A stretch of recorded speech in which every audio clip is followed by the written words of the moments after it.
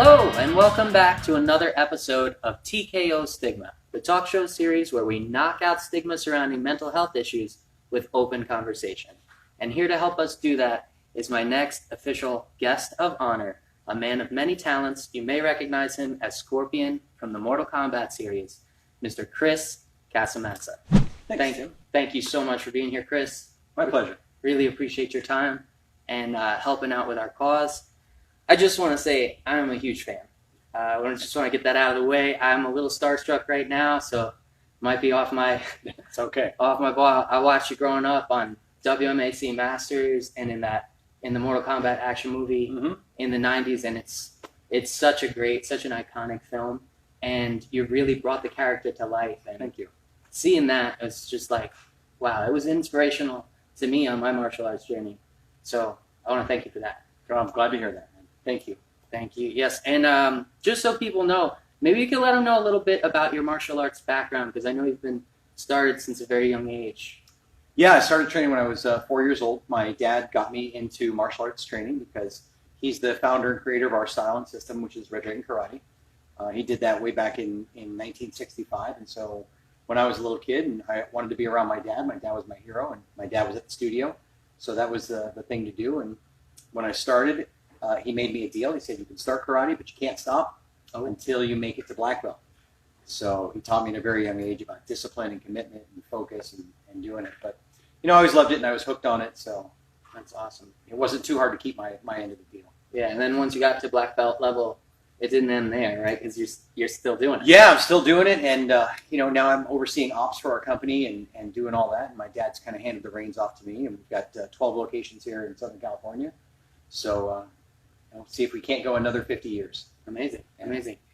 So, being that you've had a very long and extensive career in martial arts, I wanted to ask you, what are some of the ways that you feel martial arts has helped with your mental health? Well, listen, like I said a minute ago, the mental clarity and the focus that I learned from being in the martial arts really is responsible primarily for a lot of the success I've had in other aspects of my life. Movies, TV shows, things like that, writing a book. I couldn't have done that, in my opinion, if it wasn't for the focus and discipline that I learned at a young age about setting a goal, working hard to get there, and not giving up until you achieve it. So it is, and again, in my opinion, I think if everybody in the world studied martial arts, I think our world would be a much better place. I agree 100%. I feel like we need it. I feel like we need it out here. Yeah. That's great. Great news. One other question I wanted to ask you, moving right along, is as a teacher, have you seen some of your students overcome or maybe make progress with some of the mental health struggles that they're dealing with? It's one of the things that keeps me going, right? We talked about how long I've been in martial arts. And, I made my black belt when I was 10. I started teaching when I was around 15, 16 years old. So now I've been teaching for about 112 years. Give or take. Feels like, right? But one of the things that has kept me going is seeing that look in my students' eyes when they finally get it. Essentially, they connect the dots of how what I'm teaching them here is helping them in other aspects of their life, whether it's another sport, whether it's problems at school that they're overcoming, whether it's a kid at school that's picking on them. Maybe sometimes it's some challenges at home, right? I mean, there's no manual on parenting. Some parents try their best, but they're still just bad parents. At least they did the right thing and brought them here to me to help them. So that really is one of my motivating factors of helping kids overcome the adversity that they're going to face in all parts of their lives. And they can do that just through the martial arts training. Now, they can do it through physically, hitting the bags and getting some stress out, or mentally listening to our lessons of the week, or you can see the words on the wall. We talk about focus and discipline and attitude and confidence, which are things that are values all parents share, but sometimes them hearing it from someone else other than mom or dad helps to make a really big difference and a bigger impact in their life. Yeah, sometimes they have a wall up when it comes to parents, right? Yeah, I agree. Those light bulb moments when it clicks and they do get it, they're beautiful moments.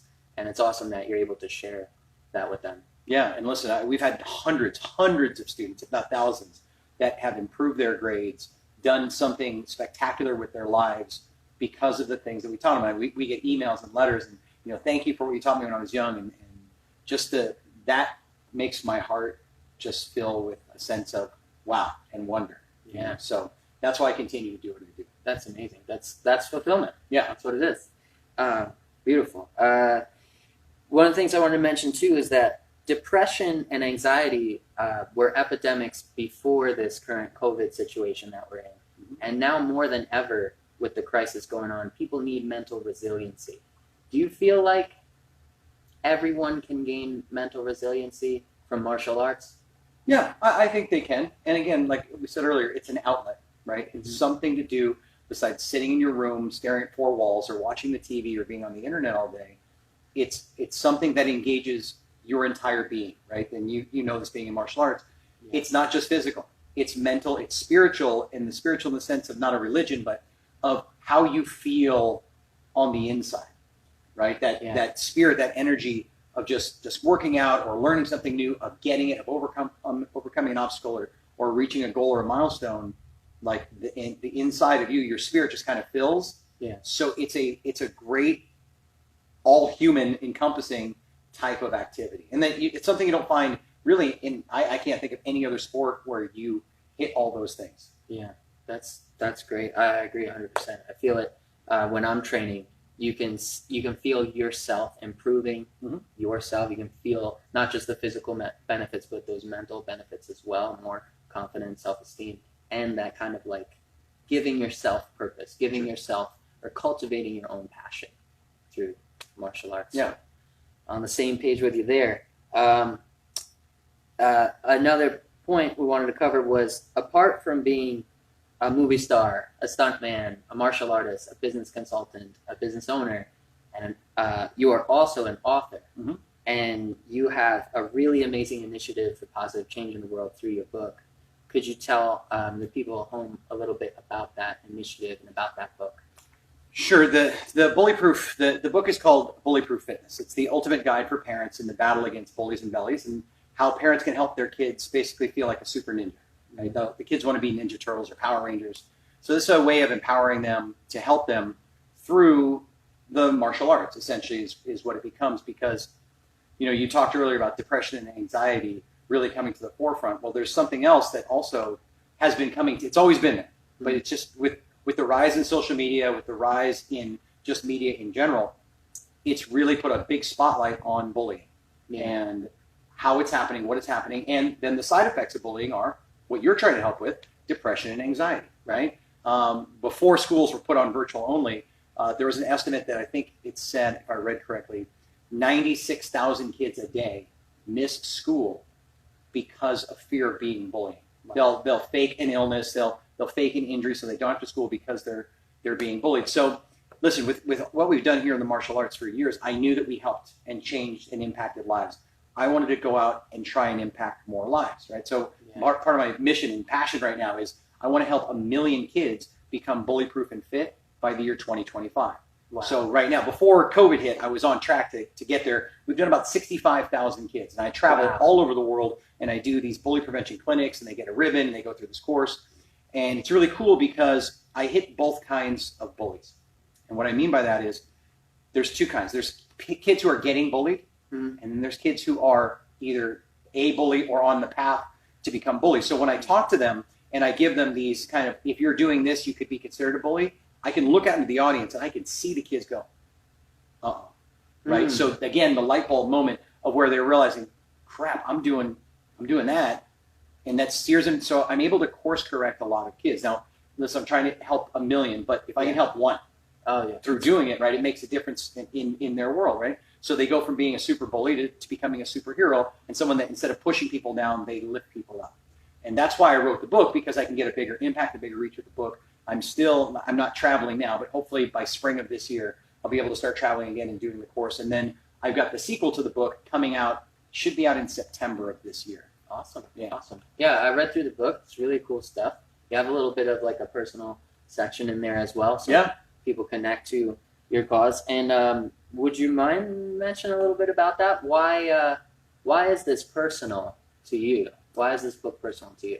Well, listen, I've been dealing with kids for 4 decades now and helping them do it. But even when I was younger, even though I was a black belt in the martial arts, like I still got bullied. My curse and my blessing of genetics was I blossomed very late, right? So I tell people my age, like, oh my God, you don't look like. But when I was younger, you know, when I was 15, I looked 10. Yeah. You know what I mean? And I didn't grow for a very long time. So I was in high school. I was literally the shortest kid at my high school. I think it was 4'3" in 9th grade. That was small. Yeah. Right. And I think the school like even bullied me a little bit because they gave me the top locker. So I had to stand on my books to like do the thing. I don't know. They didn't do that on purpose. But I had the top locker. So I wanted to go out for different sports and things like that. And with what we do in our style, wrestling was very similar to judo, which is what we do in our style. So I wanted to go out and do wrestling. And being the littlest guy, but people knew I was in karate, right? Because my dad, you know, had a studio in the same place where our high school was, in the same city. So people recognized the name, you know, with the fact that I was martial arts. Yeah. So at the wrestling tryouts, one of the biggest guys there, the biggest guy there is the heavyweight wrestler. He's like 6'2". And to me, he was like 8 feet tall at the time. In high school? Yeah. 6'2"? In high school. Holy moly. Yeah. And he was the heavyweight, so he was like 230, 240 pounds. So he came up to me and goes, I heard you do karate. And like when you learn martial arts, the number one thing you do is you never advertise, like, I know martial arts, the worst thing you do. Yeah. So I was trying to be as humble and as respectful as possible. Like, no, you know, I do it. My dad has a studio, blah, blah, blah. So basically, he just kept egging me on, and wouldn't leave me alone. So he goes, oh, well, just kick my hand. Because they wanted to see, you know, some martial arts, right? Yeah. This was way before Power Rangers. This was way before Ninja Turtles. This was like Bruce Lee, Chuck Norris era. Right? Yeah. So I'm old. But Bruce Lee and Chuck Norris are icons. Timeless. But it was around that time, so martial arts wasn't as popular as it was today. It was more mystery than it was out there. So he goes, I want you to kick my hand. So finally I'm like, okay. So he holds his hand up by his face, and my intent was to hit his hand. Yeah. Because I was scared. I was nervous. You know, I'm 14, 15 years old, little dude with a big dude. And this guy I think he was a senior, so he was 17, maybe 18. Holds his hand. I go to kick it. I missed his hand. And I kicked him right in the face on accident. Yeah. And it made, in the gym, it made a sound like that. I mean, it sounded loud. And all the people that were there for tryouts, everybody just stopped. Tell the truth, it was definitely an accident? It was 100% an accident. Okay. 100% an accident. And I hit him in the face, and he didn't even, that's the best part, he didn't move. He just hit him. He just looked at me, and I thought, this guy is going to kill me. He's going to pick me up and just crush me. And he just smiled, and he goes, that was a nice kick. Nice. And then that was it. And then so it was cool because like him and I kind of became friends after that. So I had a built-in bodyguard after that. Oh, nice. So listen, for me, it worked out. It was an accident that worked out in my favor. But there are so many kids where that doesn't happen, and it doesn't work out for them. And that's one of the reasons why I'm out doing what I'm doing. Right. You earned his respect through that accident. Through that accident, yeah. But in an ideal situation, you'd rather avoid that whole conflict. Yep. To begin with. 100%. Awesome. Okay. Cool. One other thing I wanted to touch on is where can people get this book if they're interested? Wherever great books are sold. Actually, on Amazon, they can get a copy there on Amazon, which I would appreciate because one of the other things is I don't make money from the sale of the book. I donate the proceeds of the book, the profits. I donate them to local charities, 501c3s, things that help at-risk kids and youth. You know, we do pretty well at our studios. I'm fairly successful there. So when people buy the book, they're actually helping out different charities that we donate the funds to. But if they don't want to buy it on Amazon, they can go to our website, which is bullyprooflife.com, and they can get a free download, a free PDF of the book there as well. Because again, I'm out here to help people, not necessarily to try and profit from it. Right. That's beautiful, man. I think that's an amazing cause, amazing initiative. I think it's incredible that you're bringing it for free to those in need. And also, there's an affordable option if you can afford to pay for this book that it goes towards, again, a charitable contribution, helping that bigger picture, right? That's great stuff. Thank you. It's great. Final question for you. After all this time, with everything that you've been through, do you still train today in martial arts for yourself? And do you find it to still benefit your mental health? 100%. 100%. I teach 2-3 days a week, and teaching is practicing, but then I also practice for myself to stay sharp. And the good and bad about martial arts is it's something that if you don't continue to use it, you do kind of lose it. You lose the skill, just like with any sport, right? Yeah. So I never wanted to be that guy who was like, well, when I was young, I was like, I'm not going to be the guy that lives 20 years ago. I'm doing it for today and tomorrow and for the next 20 years. So I know that if I don't practice for me, if I don't stay sharp, not only will I lose my skill, but now what kind of leader am I? How am I leading a company? How am I leading a studio or a group of students if I'm not leading by example? And really, that's one of the things that I teach and I help business owners all over the country, and that is, if you're not walking the walk that you're talking, you're not really being congruent with who you are as a person as well as a business owner, whether it's martial arts or fitness or whatever it is. You know what I mean? No one wants to get trained by an out-of-shape trainer. You're going to tell me to do 20 push-ups and you can't do 5? Like, come on. So it's my same philosophy with the martial arts is I want to be the best that I can be. Now, look, I'm getting older, so the skill does deteriorate as you still get older. But, I'm always pushing myself to be the best version of me. For as long as I can.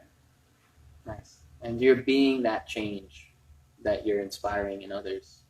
By doing that too. Especially kids. Like, I could sit here and talk till I'm blue in the face about how a move's supposed to be done. But kids, anybody under the age really of 18, their primary way of learning is seeing.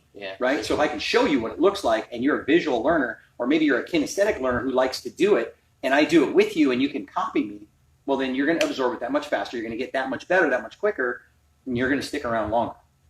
Awesome. Thank you so much for your time. You're very welcome. And again, check out that book if you can on Amazon.